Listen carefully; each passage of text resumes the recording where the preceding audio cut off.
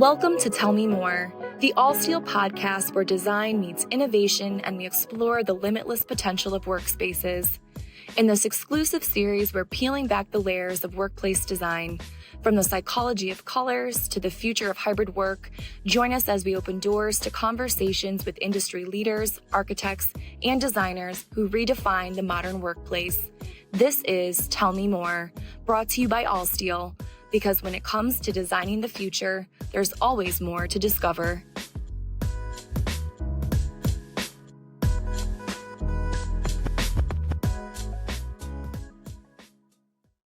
Welcome to the Doing More series. My name is Chelsea Compton. I'm a member of the Allsteel team, and joining me today is David Kutsunai. David, I'm thrilled that you were able to join us. How are you today? I'm great. Yep. Thanks for having me. Yeah, we're super thrilled. So just to kick us off, would you briefly introduce yourself to those tuning in? Where are you from? And share a little bit about your career and what it is that you do. Yeah.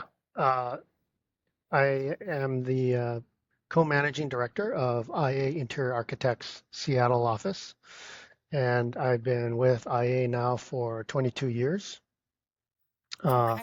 I've been in the profession for about 40, so I've been around for a while, and have worked, had the good fortune of working at other companies like Gensler and Space and NBBJ, and before that for a variety of small engineering firms, historic preservation firm, and a residential design firm. So have had quite a bit of variety in my past, but most of my career has been focused on workplace at some of the larger architecture firms. I'm Very cool. originally from a little town in Hawaii and grew up working in some fabulous resort hotels in high school. And it was there engaging with some pretty cool architecture as well as people from around the world that really got me interested in what I do today.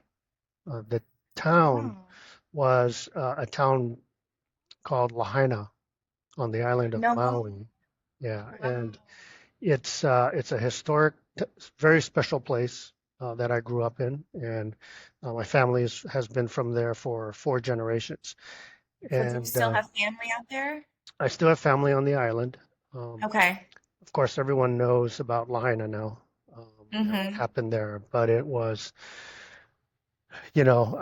mostly due to climate change, unusually high winds that knocked power poles over and started a fire that could not be extinguished. And in a day, because of the constant high winds, Yeah. it took the whole town down. Oh And my gosh. pretty devastating to lose a place like that, the history and some acquaintances that I had. And but it my career goes back to Lahaina as I started my career and inspired in architecture and design by places there, and now towards the back end of my career, super inspired to do what we do in a very environmentally and ecological safe way. So it's um, realizing what can happen and what's happening, not just in Lahaina, but all over the world. How do we do what we do in a more sustainable way? Right. So you mentioned that, a lot of what has inspired you in this industry goes back to your roots and living in Hawaii and growing up there with your family. Can you elaborate on other things that might have interested you or motivated you to pursue this line of work? Have you always been interested in design and art? Yeah, you know, being creative and trying to be a part of creating something that people enjoy Right. is, we don't usually get into this profession for the money, but the rush comes from being able to create something. And I think it's that way for most design professions, whether you're designing jewelry or fashion or billboards or, what we do, interior architecture for me, to be part of that creative process and the making of something that can affect and impact people. In my case, who I work for on a global platform, which has really been cool. That is fascinating. So you mentioned that you've been in the industry for 40 years, is that right? Mm-hmm. So you've had an extensive career, Yeah. you've dabbled in a little bit of everything, it sounds like. Curious. So when we think about, individuals coming up in the industry, are there any lessons that you've learned throughout your career that you wish that someone would have shared with you earlier? Yeah, I about halfway through my career, and I had this conversation earlier. I got a new startup client, and I was talking to the founder, and the founder asked me questions and said, "Are you the kind of designer guy for our offices?" And I said, "Yes." And he says, "Well, I don't like architects." And I was like, Nope. "Great, okay, well, We're what?" off to a good start. Yeah. Why do you not like architects? Obviously, he was thinking about this for a while. He said, "Well, Yeah. what do you architects always try to do?" And I was like, what do we always try to do?" And he says, "You always try to design buildings and spaces to never change. You hide behind terms like classic architecture and timeless design and design that stands the test of time." He says, "But the truth of it is buildings are for people, and people's needs always change. And if you think you're such a clever profession, why haven't architects designed buildings that could easily morph and change to the needs of their users, right? So we buy a home and then it doesn't work for us anymore, or we outgrow it and we have to buy another one. We build a school and the school becomes obsolete. We have to tear it down and build a new one. We build a hospital and then we add on, additional uh, buildings to it as it expands, and then people can't find their way through it. They get lost in it. And he said, if our business, he said, relies on agility. We're very opportunistic. And if you're going to design spaces for us, the spaces have to support our business, not get in the way of them, right? And make total common sense. And I walked out of that meeting not liking architects as well. Um, and it's like, how do you design a space that can morph and change and provide agility to the business, not get in the way of it, and fix it in time that they have to then compromise as they grow, right? And so it, that founder was a person by the name of Jeff Bezos, who was at the time was just selling books, right? Um, and so it's changed my outlook on design and architecture, and that was 20 years ago. And today the whole world is looking for agility, right, in the spaces they they occupy, because there's so much change in the world. um, Change happens now fast at a faster rate for our clients than we have time to design it and build it. And even after they move in, we used to call them end users, right? So they move into a space and they sign a 10-year lease and they live in it for 10 years. That's not the case, right? Their world, the business world, changes every 6 months or less. And so the shift is going from thinking of end users moving in day one and living in it for a while to them actually becoming beginning users, right? They're moving into a space, and change for them will always start to accelerate from forever now. And so how can physical space that they occupy and the things that go in it uh, be provide agility, right, to accommodate all of those changing needs? It changes the way Yeah. we think about design, how we manufacture products, how we construct space, right? Yeah, all of those things. This is the exciting part, right? There's an opportunity to rethink all of those things that have been in place for decades. Totally. And I think especially with, the COVID era and how it's changed the way that we Hmm. work, whether it's in person or now more of a hybrid schedule. So I think to your point and the advice that you're, giving is that when you're designing, really thinking about ways that you can create flexible spaces and how buildings and those environments will evolve over time. Exactly. Yeah, that makes a lot of sense. Okay, so shifting back to your work a little bit, can you share a project that you're particularly proud of or a project that might just stand out to you? And if so, why? Yeah, I think it goes back to that story I Yeah. mentioned about Amazon, and that kind of, you get into your career and you just are in learning mode for, years. Um, and you Mhm. think, you need to learn how things are done, and that is the way that they're going to continue to be done. And that's not the case. That, you know, change is always going to happen, and it happens at an accelerated rate now. And so I think, that project that went, first project I did with Amazon 20 years ago, and that initial conversation I had with the founder really kind of changed the way I looked at my career and the way I leverage design now for clients. Okay. And so, with that mindset in place, when you are working on projects, can you share what it is that inspires your design aesthetic? I mean, are there specific themes or cultures or movements that Mhm. influence your work? I know that you mentioned having a conversation with someone special that changed your mindset, but are there other things that inspire design aesthetic? Yeah, when it comes to the aesthetics, there are designers who have a style, there are firms that have a style, um, and clients go to them, seek them out for that style, and I haven't that hasn't been my direction in my career. Okay.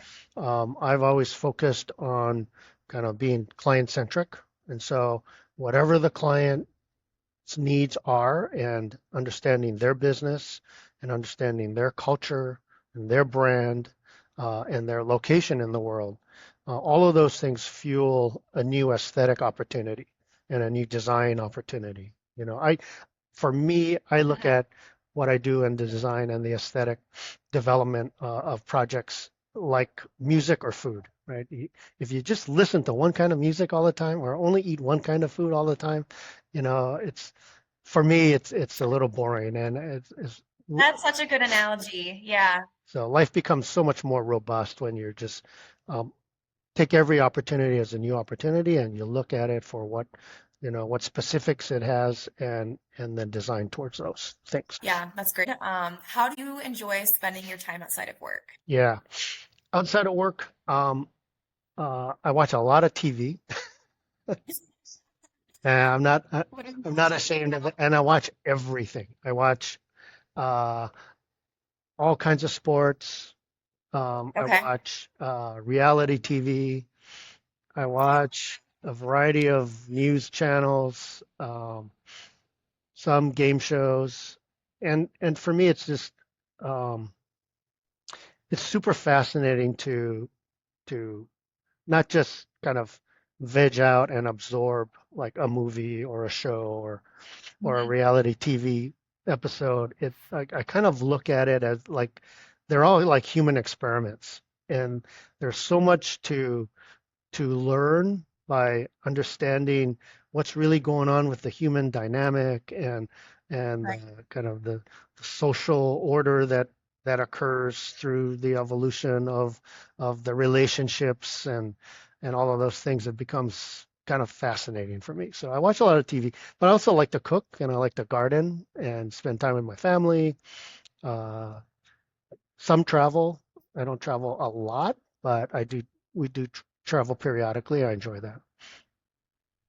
Awesome. I love that. Those are all great hobbies to spend your time doing. Last question here for you, David. When you think about architecture and design in your community, what types of opportunities inspire you? Or is there anything that you've contributed to or hope to contribute to in the future? Hmm. Yeah, a couple things. One right now, after the pandemic, especially, we've all seen what happened to our cities, and Right. especially in the cities on the West Coast have been slower to recover. And it's for what we do, what can we do to tenant spaces and to buildings and either repositioned or new architecture. What can we do to help bring people back to cities and to revitalize them?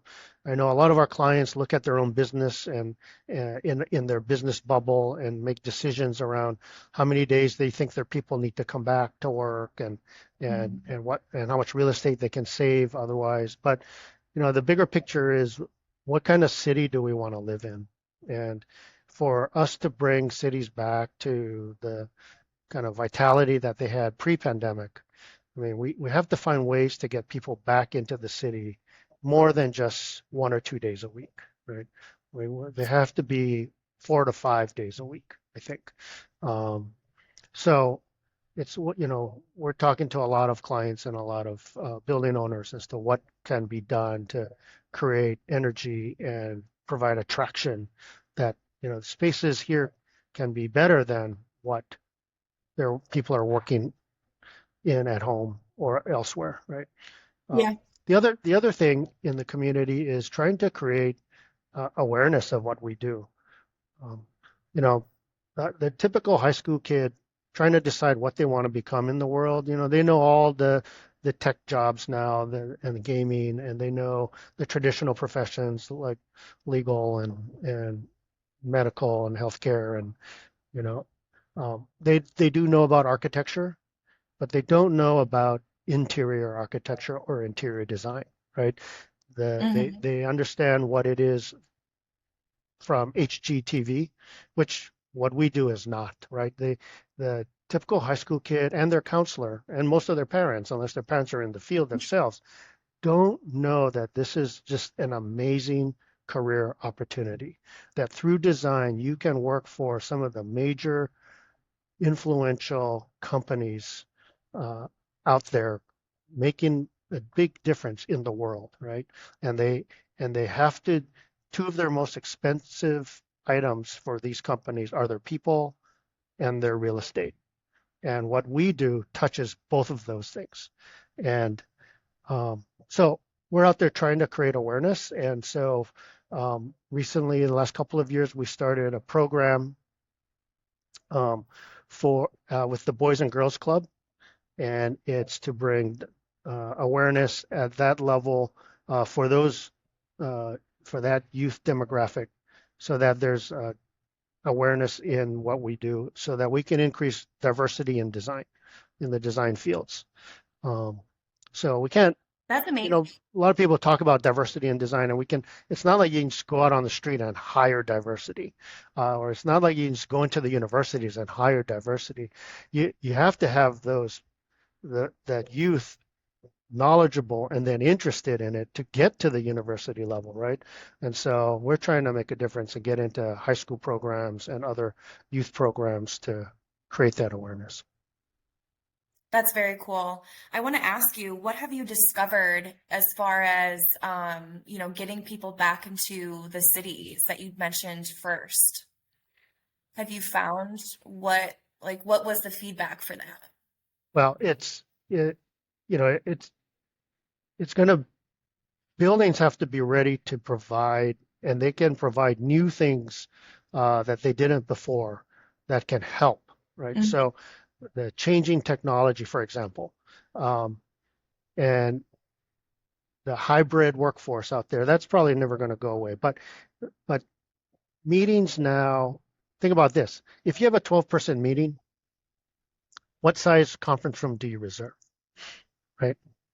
And this is, Right.